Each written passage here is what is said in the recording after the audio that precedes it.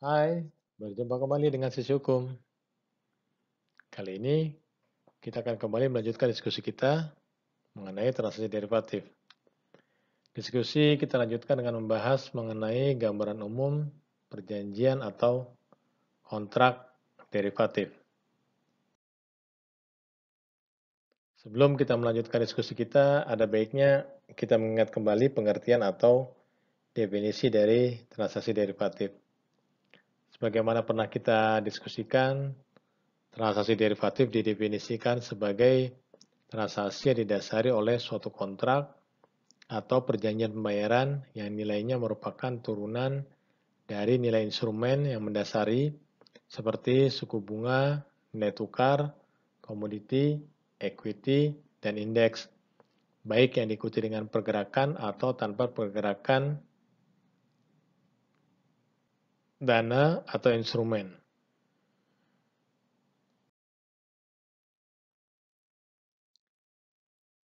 Perjanjian derivatif pada dasarnya diperlukan untuk mengantisipasi dan mengatur risiko-risiko yang timbul dari transaksi derivatif.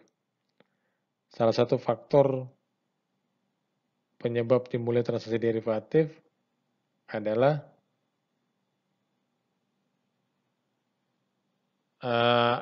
timbulnya sengketa karena perbedaan penafsiran atau atas transaksi derivatif yang disebabkan karena tidak jelasnya pengaturan atau klausula pada perjanjian derivatif.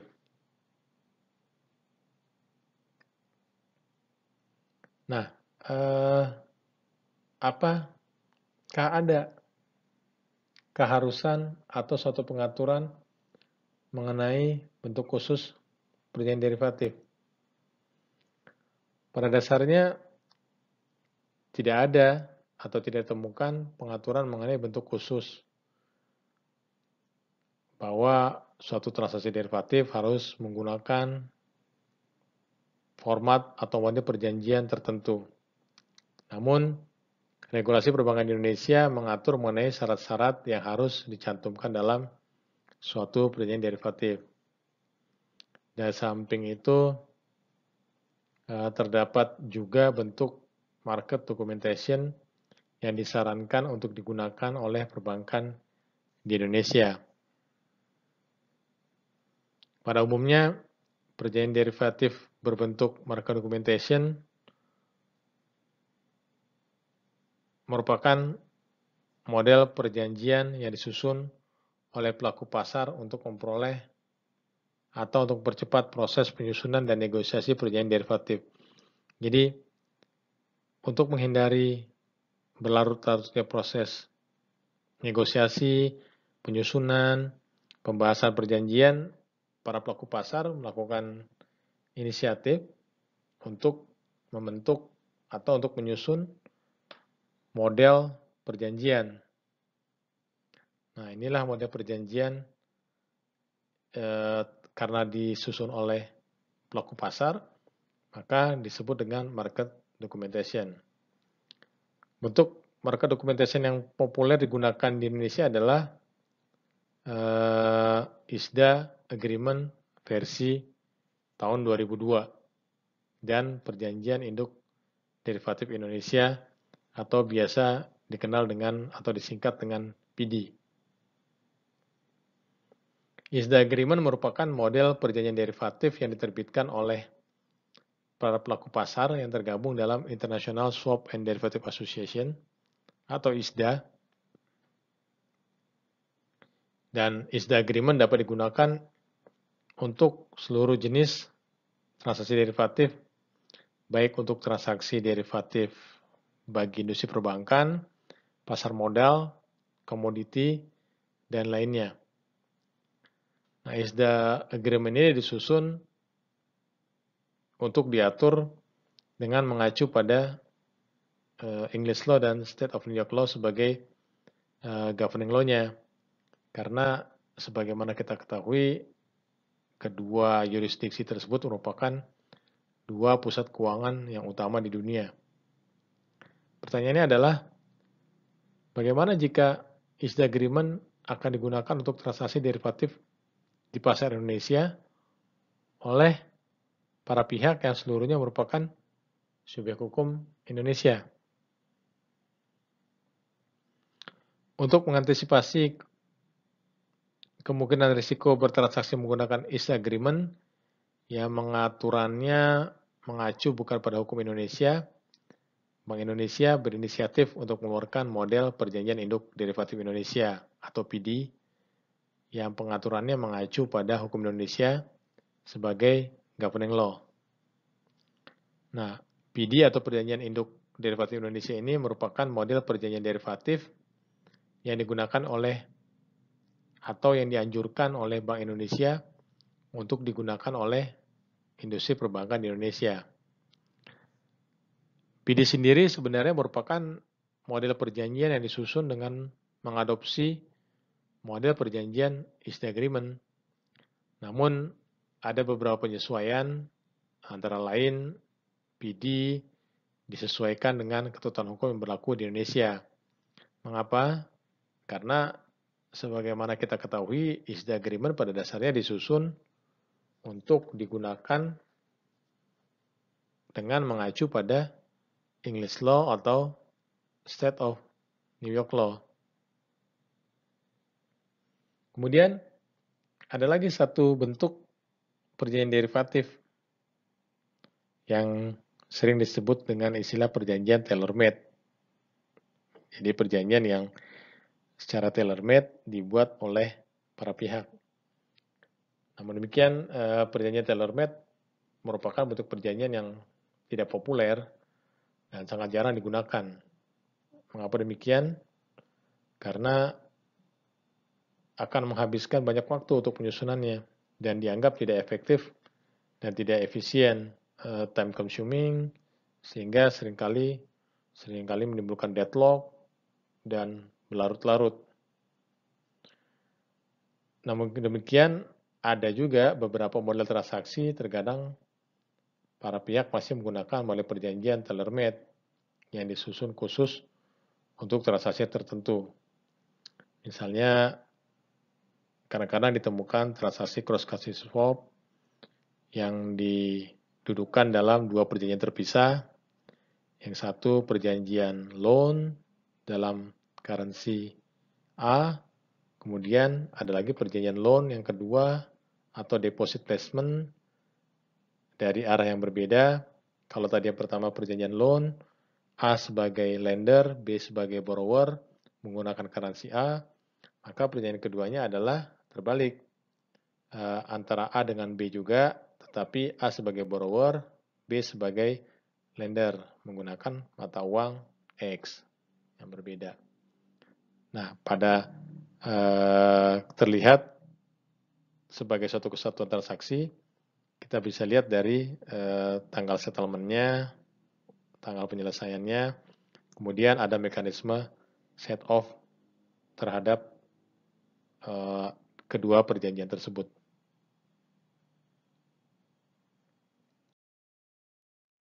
Berikutnya kita coba lihat di sini gambaran umum perjanjian derivatif. Sebagai perbandingan dari ketiga bentuk perjanjian derivatif, yakni antara ISDA Agreement, PD, dan Tailor-Made Agreement, kita bisa perhatikan tabel berikut ini. Dari sisi kelaziman, ISDA Agreement dan PD merupakan bentuk perjanjian yang paling lazim digunakan. Walaupun sebenarnya PD bisa dibilang relatif lebih baru diintroduce dibandingkan dengan ISDA Agreement. ISDA Agreement versi 2002 sudah dikeluarkan oleh ISDA sejak tahun 2002, sedangkan PD baru dikeluarkan oleh Bank Indonesia pada tahun 2016, tetapi sudah mulai banyak digunakan untuk pasar derivatif di Indonesia. Tailor-Made Agreement tidak lazim digunakan, sebagaimana telah kita jelaskan, sebagaimana telah kita diskusikan sebelumnya, karena tidak efisien. Kemudian skop transaksinya, ISDA Agreement dan PD bisa digunakan untuk setiap transaksi derivatif, sedangkan Tailor-Made Agreement biasanya hanya untuk mengcover satu transaksi tertentu. Sekali lagi, ini juga mengakibatkan tailor-made agreement menjadi tidak efisien. Formatnya, ISDA agreement dan PD mempunyai format standar. Mereka tuh terdiri dari 3 bagian dokumen. Yang satu namanya perjanjian induk, yang sifatnya tidak dapat dirubah. Kemudian ada schedule. Schedule ini merupakan sarana untuk melakukan perubahan terhadap perjanjian induk atau penambahan. Kemudian ada lagi yang namanya konfirmasi. Konfirmasi ini biasanya berisi economic atau commercial term dari transaksi. Misalnya tanggal penyelesaian, tanggal penyerahan, leg pertama, leg kedua, berapa interest rate-nya, ke rekening mana akan dibayarkan. Kemudian apabila ada penambahan-penambahan, ketentuan yang ingin ditambahkan dari yang sebelumnya sudah diatur dalam perjanjian induk dan schedule, bisa juga dimuat dalam konfirmasi. Jadi konfirmasi dan schedule merupakan bagian dan satu kesatuan dari perjanjian induk. Untuk tailor-made agreement, tidak ada format standar, jadi sesuai kehendak para pihak yang bertransaksi. Dari sisi kemudahan, ISDA agreement dan PD mempercepat negosiasi dan proses transaksi. Walaupun kadang-kadang ada beberapa pertimbangan credit risk yang bisa jadi juga memperlambat proses negosiasi. Tapi secara umum, para pihak sudah familiar dengan format ISDA agreement dan PD. Sehingga tidak perlu ada satu pihak harus menjelaskan pada pihak lainnya. Para pihak sudah mempunyai cara pandang yang sama terhadap ISDA agreement, tinggal biasanya pembahasan sedikit apabila akan ada perubahan-perubahan term and condition yang diinginkan oleh salah satu pihak di dalam schedule. Tailor-made agreement membutuhkan waktu drafting dan negosiasi, terutama apalagi kalau ternyata sebagaimana kita ketahui transaksi derivatif cukup kompleks sehingga semakin mempersulit proses drafting dan negosiasi. Mengenai bahasa yang digunakan, nah ada perbedaan di antara ketiganya di sini. ISDA agreement menggunakan bahasa Inggris, walaupun berdasarkan undang-undang bahasa tetap harus diterjemahkan ke dalam bahasa Indonesia. Sedangkan PD sejak awal model perjanjiannya sudah disusun oleh BI menggunakan bahasa Indonesia. Untuk tailor-made agreement, bahasa disesuaikan dengan kesepakatan para pihak. Yurisdiksi penggunaannya, ISDA agreement bisa dikatakan bisa digunakan di seluruh dunia. Sedangkan PD hanya untuk digunakan di Indonesia. Tailor-made agreement, yurisdiksinya sesuai dengan pilihan para pihak. Governing law juga, ISDA agreement pada dasarnya merupakan perjanjian yang disusun secara konseptual untuk diatur atau menggunakan governing law, English law atau New York law. Sedangkan PD, walaupun secara konsep sebenarnya mengadop format ISDA, tetapi sudah dilakukan penyesuaian-penyesuaian berdasarkan hukum Indonesia, sehingga governing law-nya menggunakan hukum Indonesia. Tailor-made agreement, governing law-nya sesuai dengan pilihan para pihak. Nah, pihak yang menerbitkan format untuk ISDA agreement diterbitkan oleh ISDA atau International Swap and Derivative Association, sedangkan PD diterbitkan oleh Bank Indonesia yang menerbitkan dengan mengacu pada format ISDA agreement.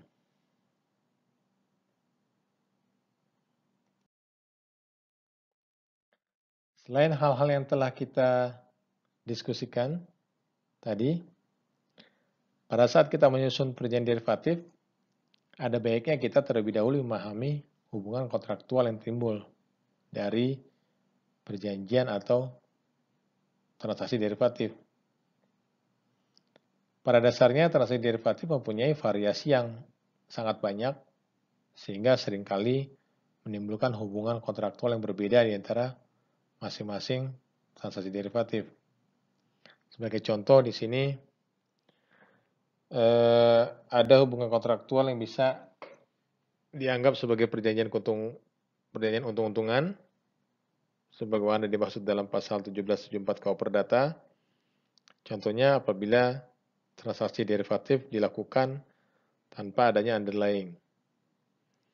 Kemudian hubungan kontraktual pertanggungan, sebagaimana diatur dalam KUH Dagang, ini bisa dilihat pada transaksi credit default swap. Hubungan kontraktual penanggungan, sebagaimana diatur dalam KUH Perdata, bisa kita lihat pada transaksi credit support. Kemudian ada juga hubungan kontraktual berupa utang piutang, sebagaimana diatur dalam KUH Perdata. Contohnya bisa kita lihat pada transaksi kredit derivatif atau cross currency swap. Kemudian ada juga hubungan kontraktual tukar menukar, sebagaimana diatur dalam KUH Perdata. Contohnya adalah transaksi swap. Jadi kita bisa lihat di sini setidak-tidaknya ada hubungan kontraktual yang berbeda pada beberapa jenis transaksi derivatif. Demikian diskusi kita kali ini mengenai penjelasan umum atas perjanjian derivatif atau kontrak derivatif. Untuk mempelajari lebih lanjut, kita bisa mencari atau membaca langsung perjanjian yang dikeluarkan oleh ISDA dan PD. Pantau terus update terbaru dari Sisi Hukum. Jangan lupa untuk klik tanda subscribe dan lonceng untuk memperoleh update terbaru dari Sisi Hukum. Terima kasih. Sampai berjumpa kembali di diskusi berikutnya hanya di Sisi Hukum. Bye.